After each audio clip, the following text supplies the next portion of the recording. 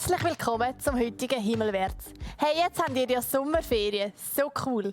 Ich hoffe, ihr habt noch ganz eine gute Schulzeit gehabt und geniesst eure Sommerferien jetzt so richtig. Und wir werden auch in der Sommerferien jeden Sonntag wieder ein Himmelwärtsprogramm online haben, wo ich euch eine Bibelgeschichte erzähle. Und zwar fangen wir heute mit einer neuen Geschichte an. Sie ist im Alten Testament. Es ist eine lange Geschichte und darum geht es ein paar Sündige, bis ich euch die ganze Geschichte erzählt habe. Die Geschichte steht ziemlich am Anfang der Bibel. Und vielleicht habt ihr schon mal vom Jakob gehört. Der Jakob hat 12 Söhne gehabt. Und einer von diesen 12 Söhnen hat der Jakob am liebsten gehabt. Das war der Josef. Der Jakob hat den Josef viel lieber gehabt wie alle seine Söhne und darum hat er ihn bevorzugt. Schaut mal auf dem Bild, er hat dem Josef ein mega schönes farbiges Gewand geschenkt. Das war so wie eine Jacke. Und seine Brüder, könnt ihr euch vorstellen, die haben das überhaupt nicht lässig gefunden, dass der Jakob den Josef bevorzugt hat.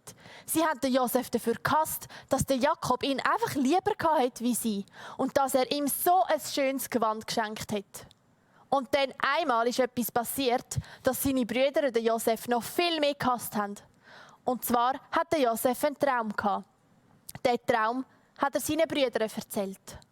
Und ihr müsst wissen, der Josef hat geträumt, dass sie auf dem Feld am Garben gebunden waren. Und zwar haben sie Getreide in so verschiedene Büschel da und das sind dann so Garben.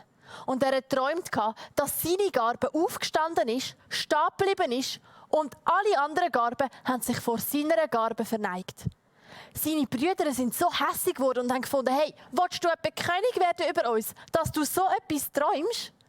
Und dann hat der Josef nochmal einen Traum gehabt. Seine Brüder haben ihn schon jetzt mega gehasst und sind so eifersüchtig gewesen.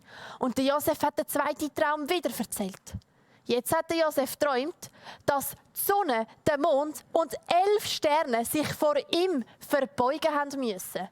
Und ihr könnt euch vorstellen, die Brüder sind so hässig geworden. Und der Josef hat es auch dem Jakob erzählt. Auch der Jakob hat gefunden, hey, was ist das für ein dummes Geschwätz? Was sind das für doofe Träume? Aber der Jakob hat nie vergessen, was der Josef dort geträumt hat. Aber seine Brüder haben ihn wirklich nicht gern gehabt. Seine Brüder, die waren Schafhirten. Und dann waren sie auf dem Feld und haben Schafe und Ziegen gehirtet. Und der Jakob hat dem Josef gesagt, er soll zu seinen Brüdern aufs Feld schauen, wie es ihnen geht und wie es den Tieren geht und soll das dann am Jakob zurückberichten. Und der Josef hat das gemacht. Er ist aufs Feld zu seinen Brüdern gegangen. Und seine Brüder haben ihn schon von weit hinten gesehen. Sie haben ihn gesehen in seinem schönen Gewand. Und sie haben überlegt, boah, der Josef, der macht uns so hässig. Wir töten den Josef doch töten. Wir haben ihn so nicht gern. Wir wollen nicht, dass der Josef bei uns ist.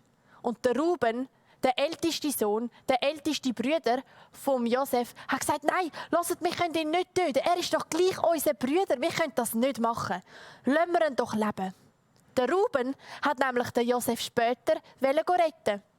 Und dann haben sie eine Idee gehabt. Es hat einen leeren Brunnen in der Nähe gehabt. Und sie haben gefunden, hey, wir könnten doch den Josef in diesen Brunnen rühren.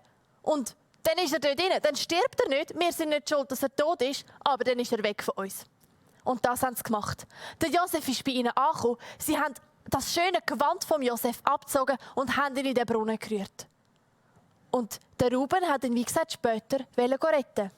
Und dann, nach einem Zeitchen, ist eine Karawane vorbeigekommen. Eine Karawane, das war so ein Zug mit Kamel und Tier. Und das waren Händler mit kostbaren Sachen. Und die sind gerade auf dem Weg auf Ägypten.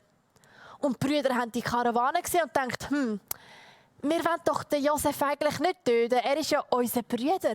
Aber wir könnten ihn doch an die Karawane auf Ägypten verkaufen. Dann ist er auch nicht mehr bei uns. Und das haben sie gemacht.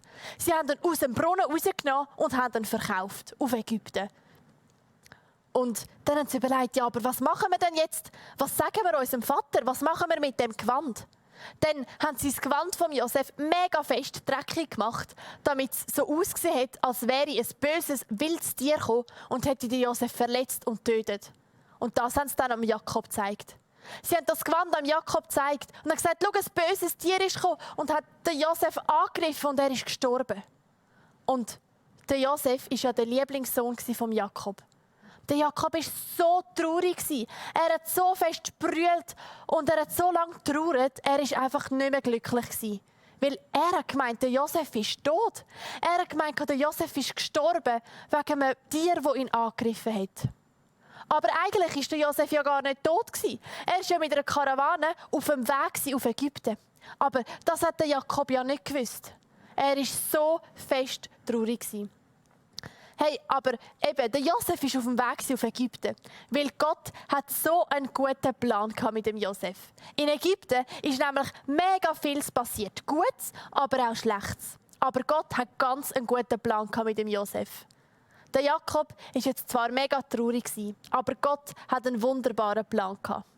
Jetzt ist der Josef auf dem Weg nach Ägypten. Und nächste Woche, wenn er dann in Ägypten ankommt, erzähle ich euch einen Teil von dem, was in Ägypten alles passiert ist.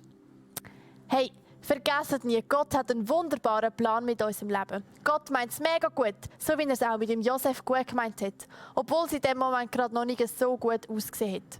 Aber Gott war mega gut zum Josef und er meint es auch mit uns mega gut. Hey, und jetzt wünsche ich dir einen wunderschönen Start in die Sommerferien. Geniess die Ferien und bis in einer Woche. Ich freue mich.